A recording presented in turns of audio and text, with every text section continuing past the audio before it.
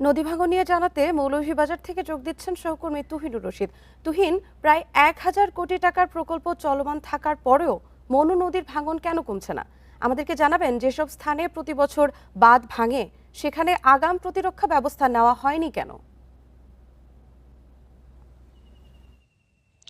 দেখুন, আসলে আপনি জানেন যে কিছুদিন আগে মনু নদীর যে বাঁধটি ভেঙেছিল যে জায়গায়, ঠিক একই জায়গায় কিন্তু 2024 সালেও ভেঙেছিল। অর্থাৎ মনু নদীর যে প্রতিরক্ষা বাঁধ আছে সেই বাঁধগুলির বিভিন্ন জায়গায় ঝুঁকিপূর্ণ অবস্থায় আছে। যদিও আমরা বলছিলাম আমাদের প্রতিবেদনে যে আসলে 2020 সালে অনুমোদন পায় একনেকে, এরপর 2021 সালের এপ্রিল মাস থেকে আসলে এই মনু নদের যে কাজ যেটি অর্থাৎ মনু নদী সদর উপজেলা, রাজনগর এবং কুলাউড়া এই তিনটি উপজেলার যেসব এলাকাগুলো, এখানে বেশ কয়েকটি প্যাকেজে কাজ শুরু হয়েছিল। অর্থাৎ 70টি প্যাকেজে কিন্তু কাজ শুরু হয়েছিল, কিন্তু এখানে কাজ শুরু হলেও গত 5 থেকে 6 বছর কিন্তু হয়ে যাচ্ছে, কিন্তু এই কাজের অগ্রগতি কিন্তু মাত্র 66%। যার ফলে কিন্তু এই যে ঝুঁকিপূর্ণ এলাকা যেগুলি আছে, বিশেষ করে মনু নদীর যে প্রতিরক্ষা বাঁধ, যে ঝুঁকিপূর্ণ অন্তত 10টি স্থান এখন পর্যন্ত কিন্তু আছে, এই 10টি স্থান কিন্তু অগ্রাধিকার ভিত্তিতে কাজ হচ্ছে না, এমনটি কিন্তু অভিযোগ স্থানীয়দের। যার ফলে প্রতি বছরই একটা ভাঙ্গন আতঙ্কে থাকেন এই নদী পাড়ের মানুষজন। এবারও যে জায়গাটিতে ভেঙেছে সেই জায়গাতে ভাঙ্গার ফলে কিন্তু বেশ কয়েকটি এলাকা প্লাবিত হয়েছে।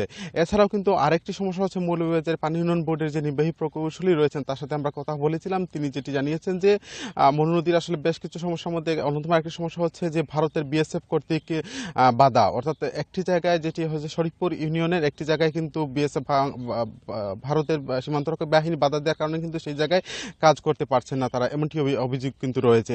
আর আপনি জানেন যে মনু নদী আসলে একটি ভারত থেকে উৎপত্তি হওয়া, ভারতের ত্রিপুরা রাজ্যের একটি পাহাড়ি এলাকা থেকে এই নদীটি বয়ে চলেছে বাংলাদেশের মৌলভীবাজার শরীফপুর ইউনিয়ন দিয়ে কিন্তু এটি প্রবেশ করেছে বাংলাদেশে, এবং এটি কিন্তু আপনার 74 কিলোমিটার পথ পাড়ি দিয়ে কুশিয়ারা নদীর সাথে মিশেছে। যার ফলে কিন্তু এই যে বর্ষা মৌসুমে যখন পানি আসে, তখন বিশেষ করে এই মৌলভীবাজারের 3টি উপজেলা, কুলাউড়া, রাজনগর এবং সদর, এই 3টি উপজেলার মানুষজন কিন্তু একটা চরম আতঙ্কের মধ্যে থাকেন।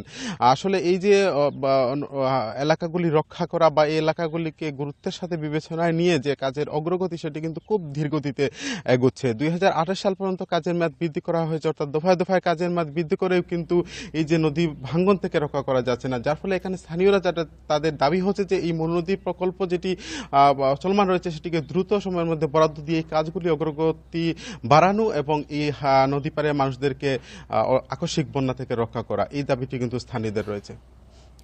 মৌলভীবাজার থেকে নদী ভাঙন